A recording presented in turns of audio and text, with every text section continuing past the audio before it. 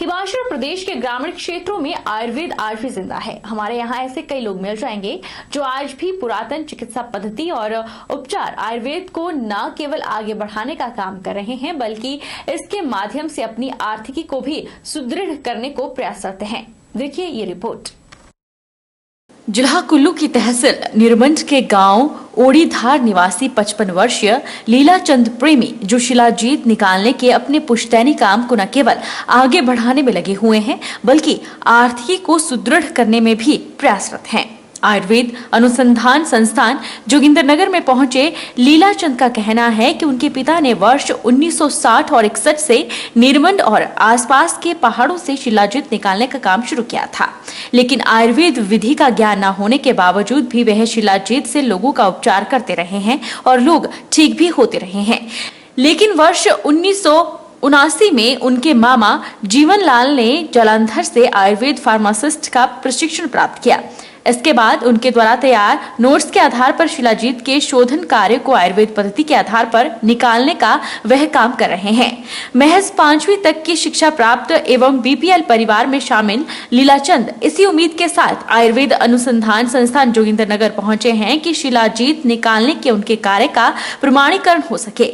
इससे न केवल लोगों को गुणवत्ता युक्त शिलाजीत मिल सकेगी, बल्कि वे अपनी आर्थिकी को सुदृढ़ कर सकें। उनका कहना है कि वे अब इस पुश्तैनी कार्य को अपने बेटे लोकेंद्र सिंह को सौंप रहे हैं ताकि वह इसे आगे बढ़ा सके। हमारे बुजुर्गों से लेकर शिलाजीत निकालते हैं और आज हम भी निकालते हैं। हमारे पिताजी 1961 से लेकर 62 से लेकर शिलाजीत निकालते थे और आयुर्वेदिक विधि से तैयार नहीं जानते कैसे तैयार किया जाता, उनको पता नहीं था। लोगों को ऐसे शिलाजीत देते, लोग ठीक होते थे।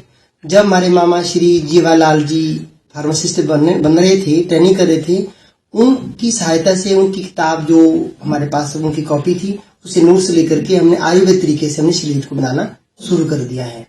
तो उसी के चलते जब हम बनाते बनाते आज हम यहाँ जोगिंद्रनगर में आयुर्वेद जो संस्थान है, यहाँ पर अनुसंधान संस्थान है, यहाँ पर हम अपने शिलाजीत को लेकर आए हैं। ये सोच के हमारे शिलाजीत को चेक किया जाए, टेस्ट किया जाए और हमें प्रोत्साहित आगे किया जाए कि हमारी शिलाजीत कैसी है और इसके बारे में हमको कुछ मार्गदर्शन किया जाए। राष्ट्रीय औषध पादप बोर्ड के क्षेत्रीय निदेशक क्षेत्रीय एवं सुगमता केंद्र उत्तर भारत स्थित जोगिंद्रनगर डॉक्टर अरुण चंद का कहना है कि आयुर्वेद निदेशालय के माध्यम से उनके यहाँ पहुंचे लीलाचंद के शिलाजीत निकालने और शोधन पद्धति की वह जांच करेंगे और उनके इस कार्य का प्रमाणीकरण भी किया जाएगा। इससे जहां उनके इस तैयार उत्पाद को एक पहचान मिल सकेगी, तो वहीं वे बेहतर तरीके से इसकी मार्केटिंग भी कर पाएंगे। उनका कहना है कि प्रथम दृष्टया में शिलाजीत शोधन की उनकी पद्धति बिल्कुल आयुर्वेदिक आधार पर सही पाई गई है। बावजूद इसके इनके शोधन की प्रक्रिया की पूरी जांच पड़ताल की जाएगी। आज हमारे आयुर्वेद अनुसंधान के centre of excellence in medicinal plants और आरसीएफसी के कार्यालय में लीलाचंद जी जो निरमंड से आए हैं, निदेशालय आयुर्वेद ने इनको यहाँ भेजा था कि हम शिलाजीत जो ये पुश्तैनी काम है इनका, जंगलों से ये शिलाजीत पहाड़ों से निकालते हैं और निकाल करके उसको शोधित करते हैं, शोधित करके ये उनको मार्केट करने का प्रयास करते हैं। तो हमारे यहाँ ड्रग टेस्टिंग लैब भी है जो कि प्रदेश की जितनी भी दवाइयां बनती है उनकी जांच भी करती है। तो आज बैठक में ये तय हुआ है कि जो लीलाचंद जी या इनका परिवार जो शिलाजीत निकाल के शोधित करता है, उस पे हम आगे अनुसंधान करें और उसकी क्वालिटी की जांच करके इनका प्रमाणीकरण करें। बता दें कि शिलाजीत आयुर्वेद में एक ऐसी प्राकृतिक तौर पर तैयार होने वाली औषधि है जिससे न केवल व्यक्ति की रोग प्रतिरोधक क्षमता को बढ़ाया जा सकता है, बल्कि यह एक टॉनिक का काम भी करती है। इसके अलावा विभिन्न आयुर्वेदिक दवा निर्माण में भी इसका इस्तेमाल किया जाता है। शिलाजीत प्राकृतिक तौर पर हिमालय पर्वत की ऊंचे पहाड़ों में ग्रीष्म ऋतु के समय चट्टानों में सूर्य की पड़ने वाली तेज किरणों के कारण पिघलने वाले रस और इसके जमने के कारण तैयार होती है। शिलाजीत खनिज पदार्थ के तौर पर 4 प्रकार से पाई जाती है, जिसमें स्वर्ण, रजत, लौह और ताम्र शामिल हैं।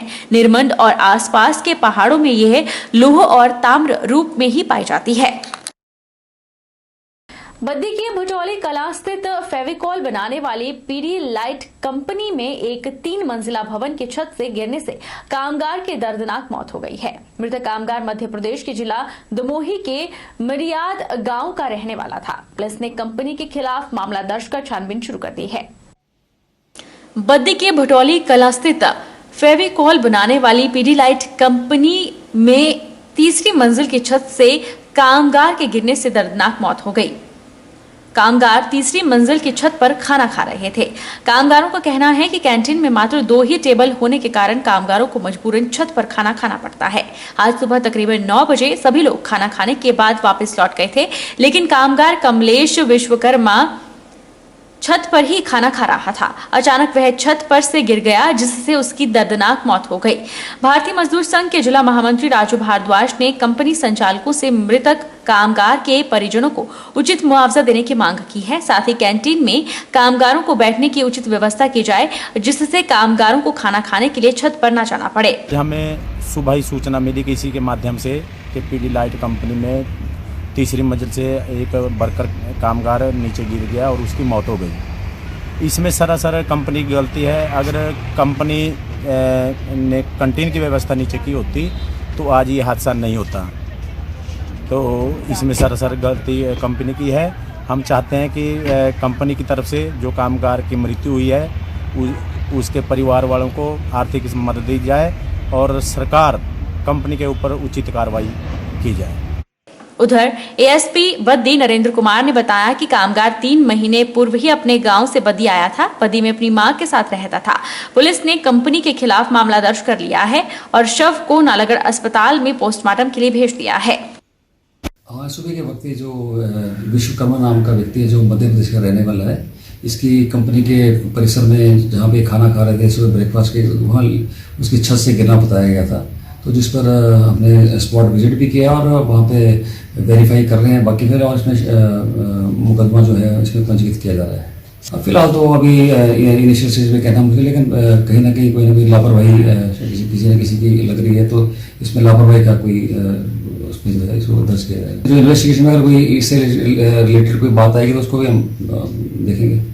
प्रदेश सरकार की ओर से आश्वासन मिलने के बावजूद जेबीटी प्रशिक्षुओं का प्रदर्शन 5वें दिन भी जारी रहा। जेबीटी प्रशिक्षुओं ने मंडी के सेरी चारनी में अपनी मांगों को लेकर प्रदर्शन किया। जेबीटी के पदों के लिए बीएड उम्मीदवारों को एंट्री मिलने से जेबीटी प्रशिक्षुओं ने सरकार के खिलाफ मोर्चा खोल दिया है। जेबीटी प्रशिक्षु पिछले 5 दिनों से मंडी जिला मुख्यालय पर स्थित सेरी चारणी में अपनी कक्षाओं का बहिष्कार कर प्रदर्शन कर रहे हैं। जेबीटी प्रशिक्षुओं का कहना है कि उन्हें सरकार की ओर से आश्वासन मिला है कि सरकार उनके पक्ष में है, लेकिन इस प्रकार के आश्वासन उन्हें कई वर्षों से मिल रहे हैं। उनका कहना है कि जब तक सरकार की ओर से उन्हें कोई नोटिफिकेशन नहीं मिलती है, तब तक उनका यह प्रदर्शन जारी रहेगा और वे अपनी कक्षाओं का बहिष्कार यूं ही जारी रखेंगे। आज हमारा प्रोटेस्ट का जो है वो 5वां दिन है। हमें जो है सरकार ने आश्वासन दिया है कि भाई हम आपके पक्ष में हैं, लेकिन ये आश्वासन हमें 3 वर्षों से दिया जा रहा है, तब भी जो है फैसला हमारे हक में नहीं आया है। तो हमारा प्रोटेस्ट जो है तब तक जारी रहेगा जब तक जो है कोई ऑफिशियली नोटिफिकेशन नहीं आती है। जेबीटी एक अलग कोर्स है और बीएड एक अलग कोर्स है। हमारा जो भी करिकुलम है वो अलग है, उनका करिकुलम अलग है। सबसे मेन है इसमें साइकोलॉजी, जो कि साइकोलॉजी बीएड वालों को पढ़ाई जाती है वो अलग है, जो साइकोलॉजी जो है जेबीटी वालों को पढ़ाई जाती है वो अलग है। तो हमारी इतनी ही मांग है कि जो भी उन्होंने बीएड के पक्ष में फैसला लिया गया है वो हमारे पक्ष में लिया जाए, क्योंकि इससे जो है जो भी जेबीटी कर रहे हैं, अगर ये फैसला बीएड के हक में ही रहता है तो हमारा क्या होगा, हम कहाँ जाएंगे। हम जेबीटी कर रहे हैं तो यहाँ पे इन्होंने जो है अब बीएड वालों को ये इसमें ऐड कर रहे हैं। पहले हम लोगों का कंपटीशन 1000 लोगों के बीच में था, अब हमें लाखों लोगों के बीच में लड़ना पड़ेगा। अब देखो मैं यहाँ पे मैं और मेरे बाकी सारे जितने भी जेबीटी कर रहे हैं, आधे से ज़्यादा लोग ऐसे होंगे जो +2 पास हैं और कुछ लोग ऐसे हैं जो कॉलेज जाके वापस आए हुए हैं, कॉलेज को आधा छोड़ के आए हुए हैं। तो अगर हम लोग यहाँ पे इसलिए आए क्योंकि यहाँ पे हमें स्कोप दिख रहा था। आश्वासन तो देखिए हम कुछ कह नहीं सकते, उन्होंने बस आश्वासन ही दिया हमें, बट हम यही कहेंगे जब तक क्लियर रिजल्ट नहीं आ जाता, आश्वासन से बात नहीं बनेगी, पर जब तक हमारा सरकार का भी क्लियर रिजल्ट नहीं आ जाता तो तक हम ऐसे लड़ते रहेंगे यहाँ पे शहरी मंच में, और बाकी भी जिलों में हिमाचल में सारे ऐसे लड़ते रहेंगे जेबीटी वाले अपने हक के लिए। राजीव गांधी राजकीय महाविद्यालय जोगिंद्रनगर में क्लस्टर विश्वविद्यालय और मंडी को राज्य विश्वविद्यालय बनाने की मांग को लेकर अखिल भारतीय विद्यार्थी परिषद के कार्यकर्ताओं ने वीरवार को भूख हड़ताल की। इस दौरान अपनी लंबित मांगों को लेकर नारेबाजी कर रोष भी जताया गया। जोगिंद्रनगर राजकीय महाविद्यालय में क्लस्टर विश्वविद्यालय मंडी को राज्य विश्वविद्यालय बनाने के लिए एबीवीपी भूख हड़ताल पर बैठ गई है। क्लस्टर विश्वविद्यालय मंडी को प्रदेश विश्वविद्यालय बनाने के लिए गठित कमेटी अपनी रिपोर्ट शीघ्र प्रदेश सरकार को सौंपे।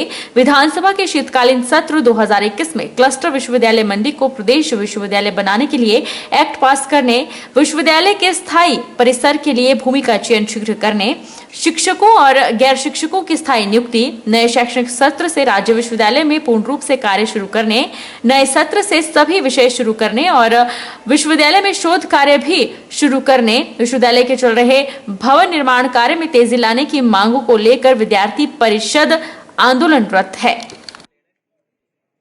तो जैसे कि आप सबको पता है कि 9 जुलाई 1949 को यशवंतराव केलकर जी ने जब अखिल भारतीय विद्यार्थी परिषद की स्थापना की, उसके बाद आज तक अखिल भारतीय विद्यार्थी परिषद छात्र हित, राष्ट्र हित और समाज हित में काम करता आया है।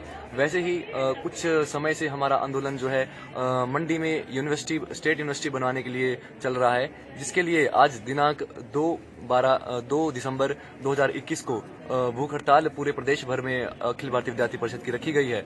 तो जिसमें हमारी सरकार से ये मांगे है कि जो क्लस्टर विश्वविद्यालय मंडी है, उसको प्रदेश विश्वविद्यालय बनाने हेतु गठित कमेटी जो बनाई गई है सरकार द्वारा, वो जल्द से जल्द अपनी रिपोर्ट सरकार को सौंपे और जो शीतकालीन सत्र जो अभी हमारा चलने वाला है, उसमें जो है ये एक एक्ट बन के रखा जाए।